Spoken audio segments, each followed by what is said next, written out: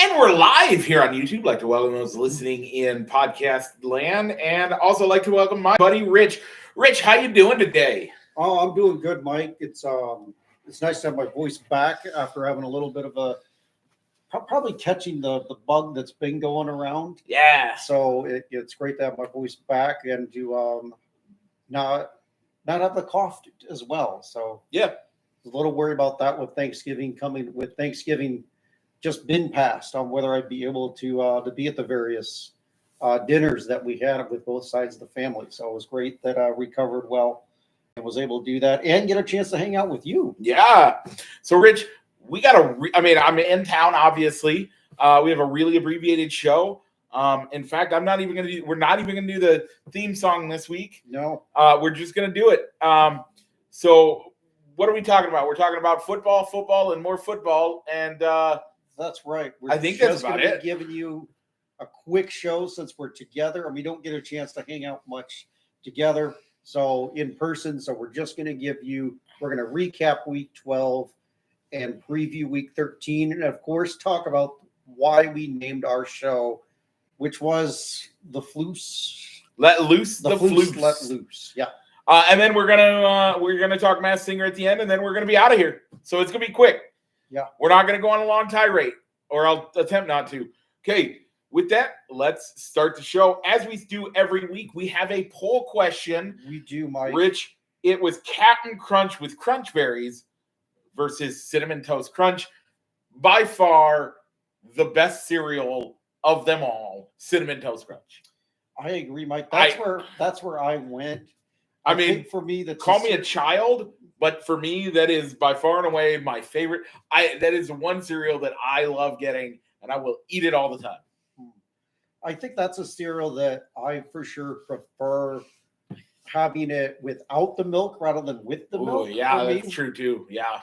I actually like the milk afterwards too, with the slight cinnamon milk. Oh man. Okay. Oh, so good.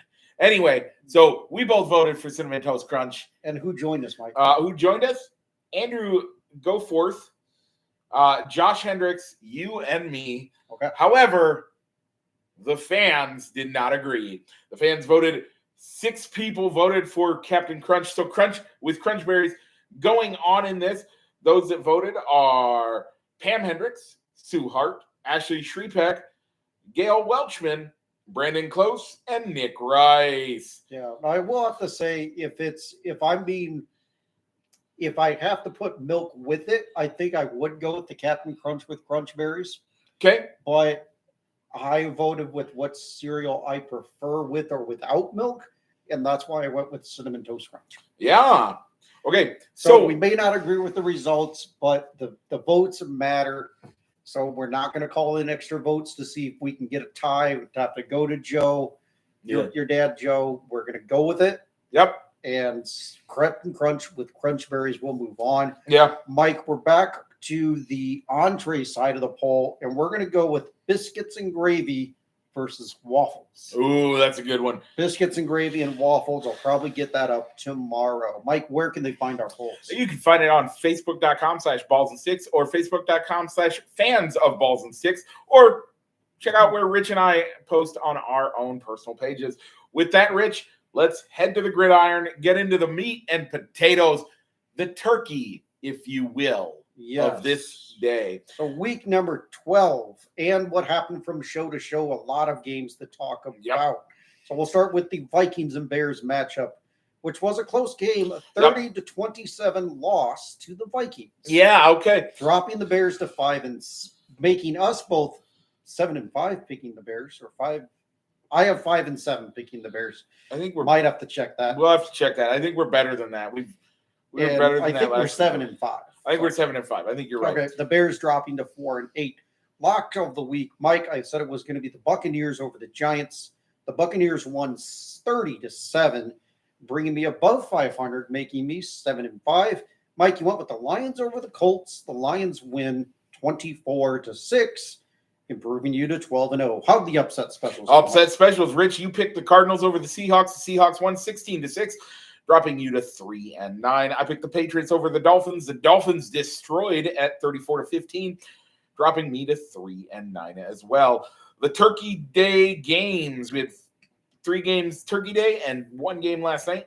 The biggest one was the Bears versus the Lions. The Bears lost that game. Mm-hmm. Lord, help me not talk too long about how they lost this game. Another close loss. 23-20.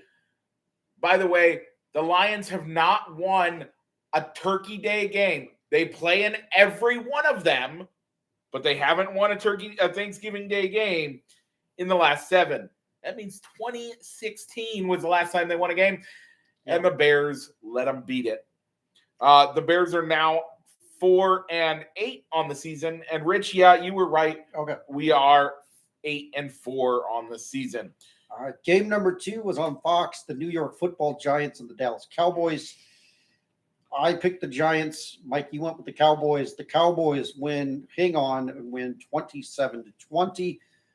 First home game since week 17. First home game win for the Cowboys at home since week number 17 of last year. That is huge. That is terrible. And Mike McCarthy better be looking for a new job next year, because that is ridiculous. But, as you talked about, the Bears don't like to fire coaches midseason. Neither does Jerry Jones doesn't like to fire coaches. He doesn't fire them. If you look, he doesn't fire coaches. He lets their contracts run out and then goes and gets a new guy. I don't know if this is the last year of a contract for He is okay. A lame duck head coach. If he's a lame duck head coach, then I think it's a good possibility we don't see him back. But, man, that is all right. So we'll give our records for the week-to-week games in between show games at the end here. Mike, how'd the NBC game go? NBC had the Packers versus the Dolphins. Rich, you picked the Packers. I picked the Dolphins. The Packers pulled it off 30-17.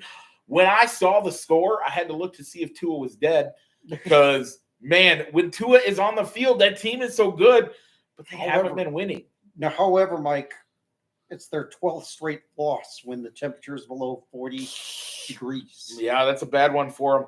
And then finally, the Raiders and Chiefs last night. We both picked the Chiefs. Chiefs won shockingly close to me, 19-17. Now, it didn't come without some controversy, Mike. Yeah. As I think I had it on in the background as I was scrolling on my phone and missed it, but the play ends with a hurried up Raiders rookie quarterback clapping for the ball. They hike it, and he's not expecting it, which results in a fumble. But rather than calling it as a dead ball foul, the refs got involved. All right, was there an illegal formation, or was it offsides? They went with illegal formation, which negates the fumble. A fumble, allowing it. The Chiefs declined the penalty. Game over. Hey, I mean, honestly, though, even if it would have, did the fumble result in a touchdown No, because they can't advance it, so they would have lost anyway. But what they're saying is, if they it was had an called it offsides, as a dead ball, it would have. The time would have been put back on. Time would have been put back on. They would have retained possession, and they could have lined up for a game-winning field goal. Instead, they lost the possession. Yeah, Chiefs clinch a playoff spot. That's huge. Yeah, that's huge. First team to clinch a playoff spot. And they can sit back and do nothing the rest of this, and you can't count them out, because once they hit the playoffs, they just turn it on another level. Rich, for the games that we picked, you only have our Thursday overall scores. Our Thursday, Friday scores, Mike. So Mike, you are 9-8 on the Thursday games. We include the Friday games. Thursday, Friday games. I am 10-7. So, Mike, before we talk about the biggest news, we'll say what it is, which is that the Bears fired Matt Eberflus, and Thomas Brown gets another promotion. Yep. Real quick, before we do that, Rich, I think we are both 3-1 on. Yes, just for the Thanksgiving, this for weekend, the games. We are 3-1. So, yeah.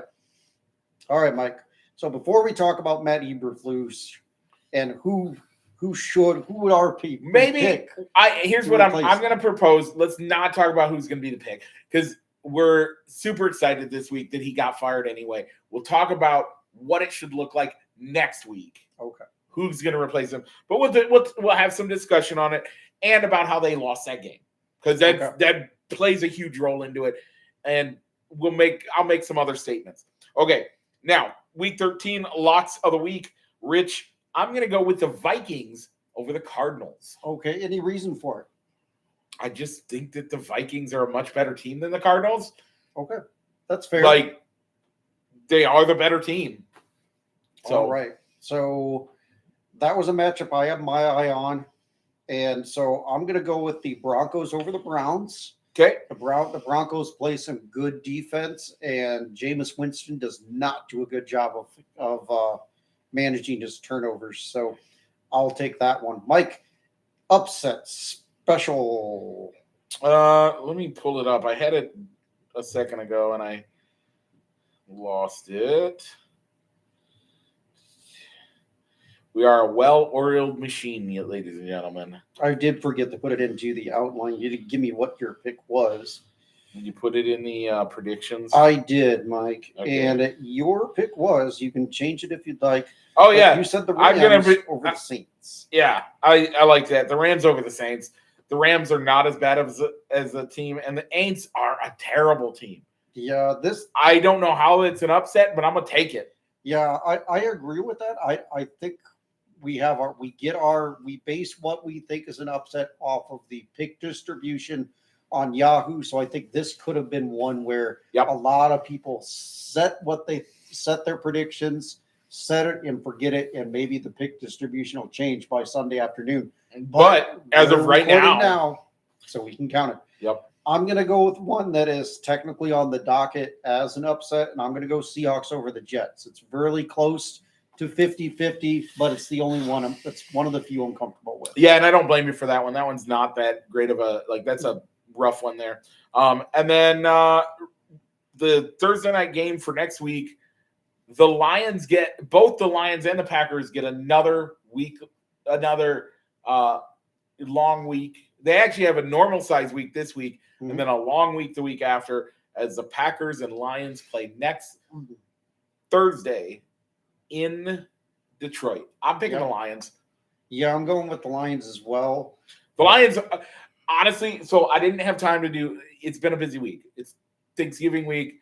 I had to go to Sioux Falls on Monday, then get the house ready Tuesday for us to leave. And Wednesday we were driving down here. Thursday's Thanksgiving. Friday we're just doing family stuff. And then it's Saturday, and I haven't done my power rankings. But guess what? My number one team overall, the Detroit Lions. I have the Lions there as well. So we're going to put a pin in that one. Yep. Put the pin in that one. And we will talk power rankings next week when we both have a normal studio setup. Yep. And we can look at it, and we can give a little bit more discussion on it. Okay, this week, though, Rich, biggest news in Bears franchise history. That's right. I always said that I didn't think that the Bears would fire Matt Eberflus in season. It actually happened. How do you not? Okay, so we're going to talk about it. 4 weeks ago? Yeah. 4 games ago, the Bears played then it was 5 weeks ago. 5 weeks ago. That's right. It's 5 weeks ago. 5 weeks ago, the Bears played the Commanders. And you may say that here's the problem. You can say something's a fluke, but when it starts to repeat itself, you can't call it a fluke anymore. Mm-hmm. The first time it happened, we saw the Bears lose on a fluke, heavy air quotes that I'm using, a fluke tipped ball Hail Mary. I argued that week, this is bad coaching. The coach should teach. The drill is, if you're on the defense, you bat the ball down. Everybody knows that. Okay. So that leads to coaching. That's number one. I think they won against the Cardinals, actually? I forget. No, they lost against the Cardinals. They lost against the Cardinals. That game wasn't close. That's right. That game wasn't even close. The Cardinals are a bad team this year. How do you lose against the Cardinals? Bad coaching. Yeah, they 3 weeks ago lost that game 29-9. So 3 field goals, no touchdown in that game. Yep. 3 weeks ago, we saw them play the New England Patriots in week number 10, 19-3 Patriots. Yep. Another bad team that they lost to. Then we come into week 11. Week 11 is where we face the toughest division 3 weeks in a row. The three teams in the toughest division in football. That is the NFC North. The only team not awesome in this is the Bears. Now, let's see what happens. So they play the Packers and they lose on a blocked punt. It's a fluke, or blocked field goal. That's a fluke. Oh, it's a fluke. Oh. Week later, guess what they did? They have happen again not at the end of the game, but in the middle of the game. Another blocked punt against the Vikings. Then we play the Vikings, and then we go into overtime. So we're in close games, but we punt the ball away. We do a 3-and-out in overtime. We receive the ball in overtime. That's all you want to do. Then you just take it down the field. But nope, the Bears couldn't do it. Punt the ball, give up, and let the Vikings march down the field, get into field goal range. Last play of the game, a field goal wins it for the Vikings. Oh man, last play of the game again. Now, Rich, let's fast forward to this week, Thursday. The Bears. When the Bears were playing the Vikings or the Packers, what did I text you? I said, why do I get my hopes up? I know how this is going to end, but for some reason they're playing well enough. I'm getting my hopes up. And they did it against the Vikings. Again, they did it against the Vikings. And then they do it. They stay in they're not in the game in the first half. It looks like it's going to be another blowout loss. And then they come back, make it a game, tie it, or they're going to tie it. There's 25 seconds left. They're at the 25-yard line. We're going in overtime. Let's do it. Let's go. Not only a sack, 2 sacks in a row, puts them outside of field goal range. Now it's 3rd down and like 26 or something like that. And guess what? There's like 15 seconds left. 50. You can run almost 3 plays with 15 seconds left. And how many plays do we get off, Rich? They got off 1. 1. They snapped the ball with between 5 and 6 seconds left. And they throw it, not even getting to the end zone. They throw it 10 yards short of the end zone. But if they had gotten up to the line of scrimmage, completed that pass, even being short of the end zone, you could have called timeout. Wait, they had a timeout? They had a timeout. Wait, no. So you're telling me there's 15 seconds left in the game. You're having troubles getting the playoff. And what he chose to do. So don't call a timeout at 10 seconds left. You've let 5 seconds go. Okay, fine. Sure. At 10 seconds, you call the timeout. You still can play 2 plays. You got to be right about it. You got to throw it to the end, to the sideline. Grab. 1 second, go. You get out of the end zone or out of the sideline. Game over. Or not game over, but stops the clock. You get your field goal team out there. You go. Boom. Easy as that, right? 10 seconds left. You can still do that. But they don't. They hold on to the timeout. Immediately after the game, Matty Eberflus has asked, so, Coach, if you could do that over again, what do you think? Oh, I thought we played it well. Timeout. It didn't make sense. Timeout. You are a head coach in the NFL. You walked off the field in a loss, didn't call the timeout. You had the timeout. You could have called it. And you think you played it right. This is the dumbest coaching I've seen in years. Rich, you could coach better than this in the NFL. I know you're going to say, No, I don't have the Rich. 15 seconds left. You're having trouble getting the team lined up. What are you going to do? What are you, as a person that's watched football since you were a little kid, what are you going to do? Probably call timeout. 10 seconds left. Fine. We guys, we can't. Now we're going to set up our play. We're going to get exactly what we want. And we're going to get it right to the sideline, and you're going to get out with 2 seconds left. And then get the field goal team out there with a stop clock. It didn't work out for the Bears. Anybody in America that has been watching football for longer than a year probably knows that's the play to do. And yet, the Bears can't even pull this one off right.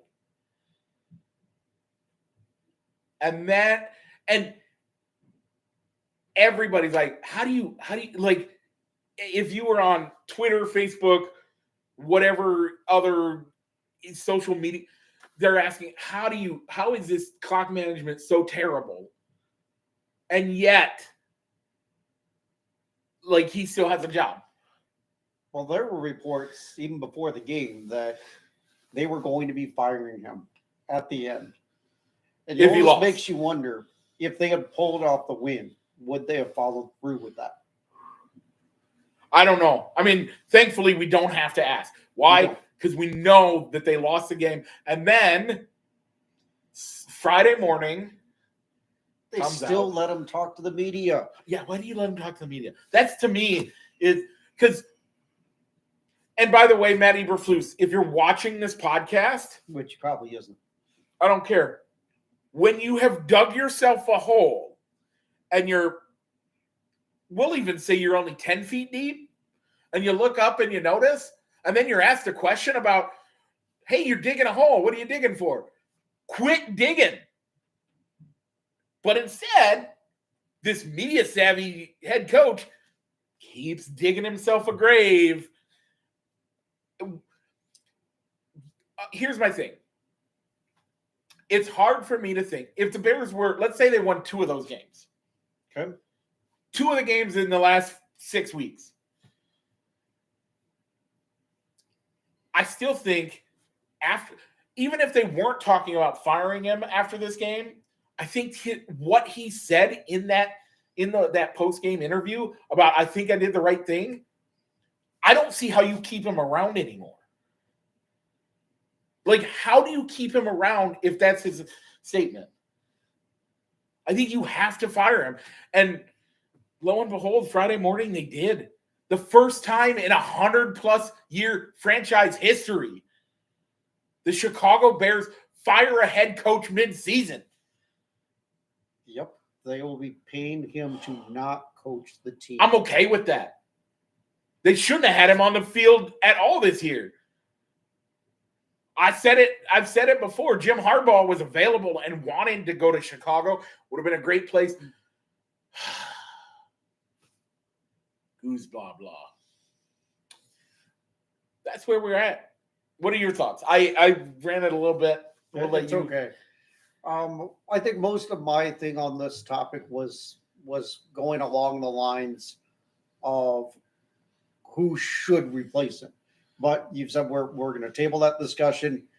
But I know a couple weeks ago I said, well, if you fire him, who's going to replace him? Yeah. And I don't know if there is that person on the staff that should be a head coach. Nope. But if they believe enough in Thomas Brown, which I've liked what I've seen out of the Bears offense, with him being the one in charge and calling the plays.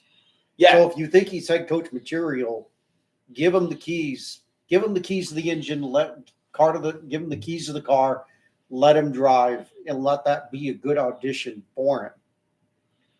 So if he continues to do well, he can be a good candidate for. I think he could be a worthwhile candidate to talk to and give serious consideration. And instead of him interviewing as the offensive coordinator, at least he can point to, this is what I did while I had the keys, while I was driving.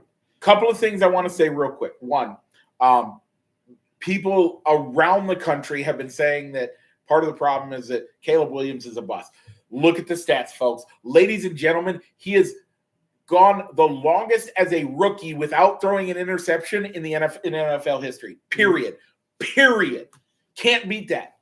His passer rating is a 9. I think his lowest was a 97 so far this season. 97 passer rating is his lowest passer rating that he's seen all season. He's a bust. Over the past 10 games, or over the last 3 games, he's thrown over 300 yards a game. Why are we saying this man is a bust? Head coaching. Yeah, I mean, best case scenario, the offense continues playing well and Caleb Williams does well. That even if you want to get someone in there with head coaching experience, you can hopefully convince Thomas Brown to stick around as the assistant coach and offensive play caller. Best case, you identify over these last I don't know how many 5 games. 5 games. 6 Thomas games, Brown is your guy that you want to stick with. I don't care either way. I think that there's a. I saw another thing today that essentially points out that the year that the Bears draft a quarterback, they fire the coach that they drafted him with. Yep. Over the last, and it's been the same way for the last 5 or 6 coaches, and it's a terrible habit to be in. But I truly think Caleb Williams is different than all the rest. Yeah. I think Justin Fields could have been different than the rest. He didn't get the opportunity to. I'm hoping that this decisive decision to turn course and move is going to save him as a Bear. Yeah. So I just would hate to see that maybe we pass on a guy. I just hope with whoever we end up choosing to be the head coach. Yep. That we're not passing over a guy that would have been a great candidate because we're wanting to handcuff him on who he can choose as his offensive coordinator with the stipulation of we'll hire you, but for continuity purposes, we want Thomas Brown to be your offensive coordinator. Yeah, that would be terrible. So, any other thoughts on the Bears situation right now? And I don't. We'll talk more next week about who we think could be out there as a possible replacement. Yep. So, Mike, with that, spoiler alert. Yeah. Mike, we're going to talk about The Masked Singer. So for anybody that watches our show that has not had a chance to watch the double elimination Thanksgiving special that happened this past Thursday with The Masked Singer, feel free to tune out now or press pause or come back to and skip to this point of the show once you've had a chance to watch the episode. So, Mike, if they're watching us here on YouTube and they want to take us on the road with them, like on these 6-hour road trips that we take from time to time to visit each other. Yep. Mike, where can they find us? You can find it on to listen. You can find us anywhere on your podcast where you get your other podcasts, iHeartRadio, Spotify, all the places. All right, Mike. And if they're listening to us in podcast land, you can find our poll questions at Fans of Balls and Sticks on Facebook, as well as Mike and I's pages. Yep. And you can catch the live feed on YouTube. So if you're on YouTube, make sure to like, subscribe, and share. So, Mike, okay. With that, The Masked Singer was on a Thursday night. It was weird. So with that, we watched live, which was weird doing, but it was fun. Okay. Had to watch commercials. I haven't done that in a while, but yeah, we watched it on Friday night. Okay. Friday night. So as we talked about, it was double elimination. Best performance of the night. Best performance of the night. I liked the Sherlock Holmes. Sherlock Holmes. I totally agree. I think Sherlock Holmes' first song coming out rocked it. Did a great job. I thought they were right on par when they were talking about this is an actual rocker. I think some of the clues led people to believe that it could be Anthony Kiedis. There were some clues that led me to believe it was Anthony Kiedis. There were clues that that led people to believe it was Scott Stapp. Both great professional singers, but we'll get to who it was later. Yeah. As who do you think had the weakest performance of the night? Honestly, I thought Strawberry Shortcake's solo, like her individual song, was fairly weak. So did I. I was shocked that she didn't go home. I thought it was between her and the Royal Knight going home. And I thought those were going to be the two that were going home. For me, I didn't think that, just looking at past season finales, Yep, they've never had an all male or an all female season yeah. finale. So for me, I thought that it wasn't going to be Sherlock Hound. No matter how good he did, it wasn't going to be him, I suppose. And once again, I think our theory of once the judges are nailed in, locked in on who it is, that person's going home. That's what happened this week. Yep, twice. As the judges were locked in on who it was. So the Royal Knight was voted off first. She was going home first. Did a great job. In that, we had I don't remember who it was. Jenna.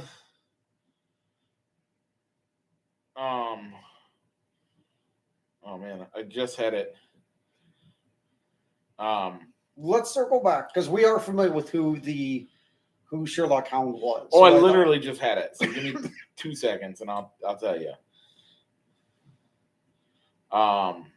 Jenny McCarthy had the guess right. Yep.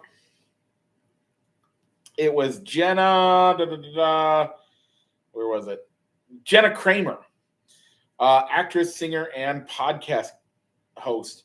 That Jenny McCarthy was on the show just a month or so ago, apparently.